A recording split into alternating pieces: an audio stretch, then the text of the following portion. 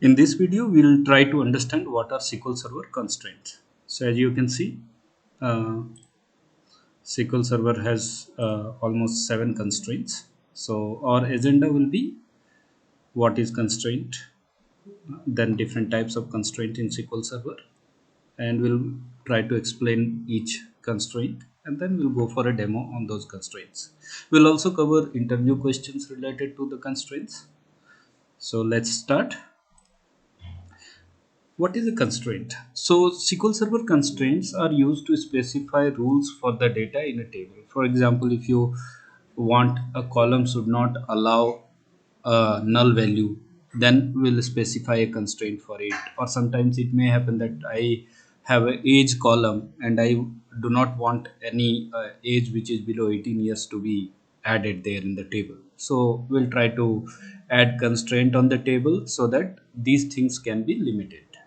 Now, they can be specified with the create table statement, or if you have already created a table, you can do it through the alt table statements as well. Now, what are different constraints in SQL Server? So we have primary key, we have unique, you have default, not null, check, foreign key, and index. So what is a primary key? So a primary key is a column or field in a table which uniquely identifies each rows. So for example, in case if in a company, if we have different employees, and let's consider there are two different employees who have same name, and if you are trying to display the names, it may be ambiguous that you may not understand who is which employee. So to uniquely identify each person in a company, we try to give a unique number to them, and that number is called employee id. So we can consider an employee id as a primary key there. So this constraint will have to specify on a table. It will make sure that that number, that the column which has been specified as a primary key will always contain a unique number. So if primary key contains unique values, what does unique do? So even unique also does the same thing, but there is a slight difference between primary key and unique. Is primary key do not allow any null value, but when you say a column is unique, it may allow one null value, because even null with other values is again going to be unique. Now third one is default constraint. So what is a default constraint? So in case if you feel that certain values are not supplied on your table, and you want a specific value to be populated even if no value is supplied, then we do it through the default constraint. So for example, if we talk about, say, marital status, and if we want to say that by default I want marital status to be 0, which is again a bit value, and 0 will be considered as unmarried. So what we'll do, we'll add a default constraint on that column, and we'll add the default value as 0 for that. Similarly, for a column, if you do not want any null value to be there, that you want always user to supply a value for that, else generate an error, you can go ahead with not null. And not null will make sure that until and unless a value supplied for that column, it will not accept any entry there. Then we have a check constraint. Check constraint is again a domain integrity thing, where in case combination of two columns values, you may say that there are say percentage sharing and all. So in case if you have two or three columns where you specify different percentages, and you want those percentage sums should not increase more than 100, then you can use a check constraint. Check constraint can be used for other purposes also, like you can uh, uh, consider a table in which you have a mobile number, or you have names, and names should not contain any non alphabetical characters. So there also you can use a check constraint. Foreign key is something where we can say, it adds a link from one table to another, and it uniquely identifies the base table. So let's say we have a department and we have employee tables, so we know that each employee belongs to a department. So when we select a given employee, it will uniquely go and find a specific department for it. Then we have indexes. Indexes on a table are very important. It helps us to search the data faster.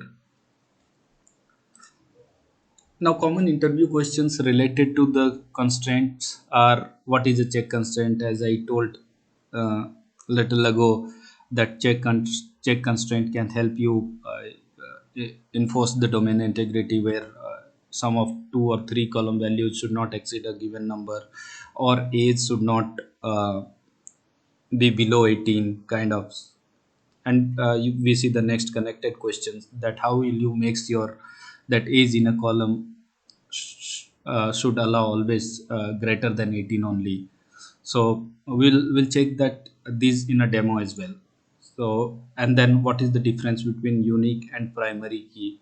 So unique key allows a null value, but primary key do not allow a null value. How will you make sure a marital status automatically inserts 0 if no value is applied? We can go ahead and use a default constraint. So let's quickly jump into the demo. So this is our table. We'll create a simple table there, and we'll start adding constraints. Create table employee. So we can, some of the constraint we can directly specify beside the column, or in case if you don't want, you can put that below the list of columns. So I'll say id, and let's make it not null. Then name will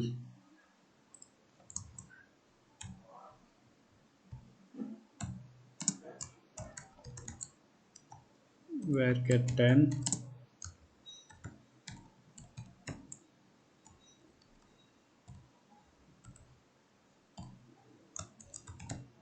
test.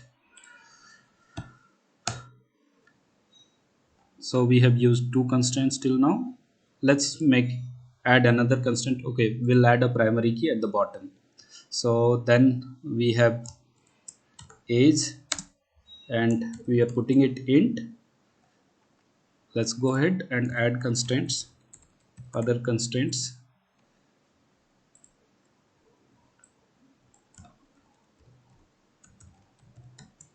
Constraint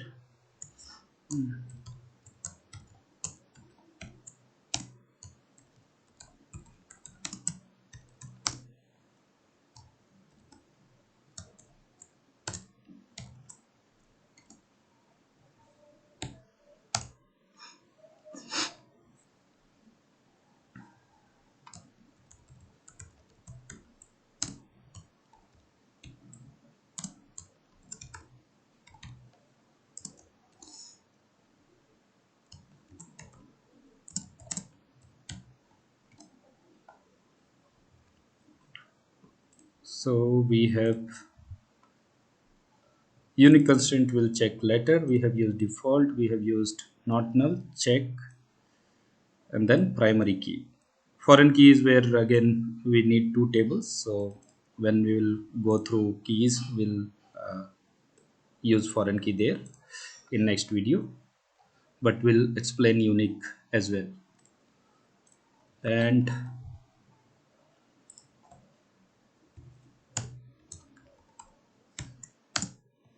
or let's make it pan, and we'll put varchar 10, and we'll make it unique.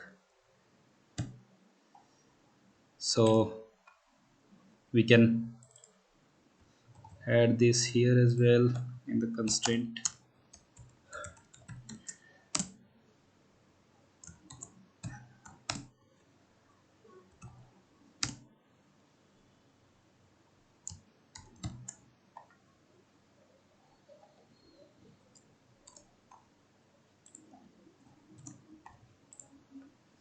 So we have added different constraints.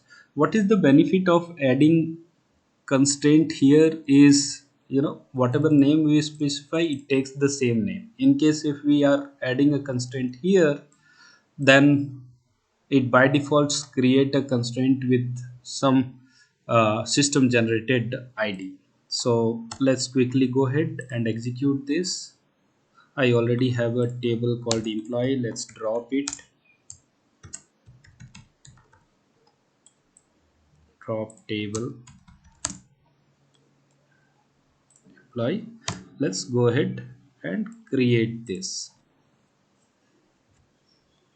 So we have created the table. Let's go ahead and check these constraints on this table. So this is my table, and we go to the constraint. We can see there is a default constraint which has been created with some random name, because we have not specified that in the constraint section.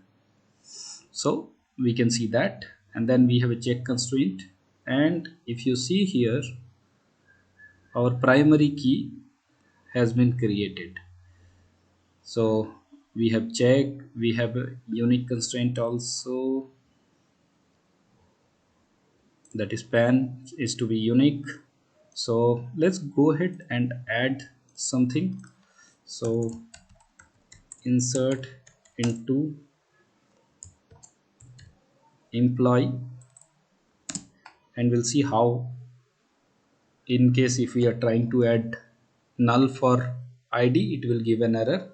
So we are not specifying id, we are specifying name, we are specifying age and pan. So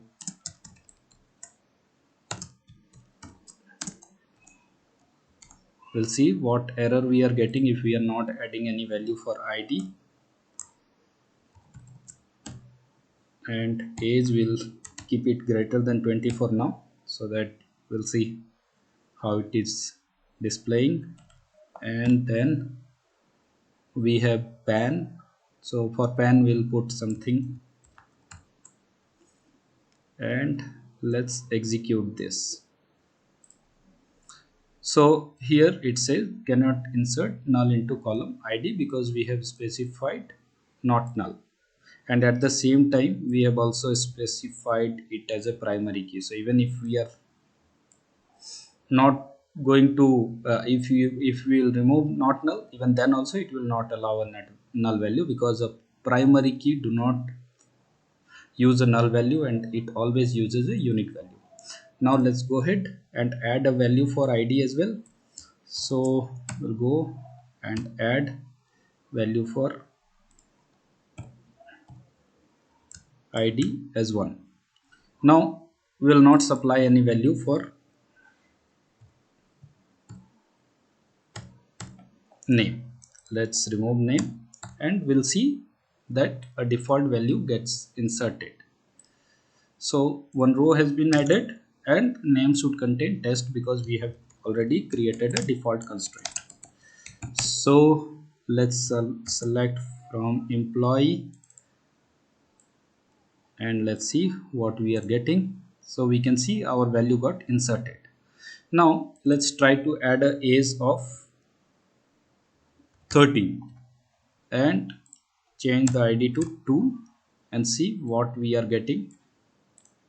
So you can see, okay, unique key constraint is also violated, because on pan we had given a. So let's change that column as well, and then we try. Now here you get a conflict on check constraint, because your age is 13, which is below 18.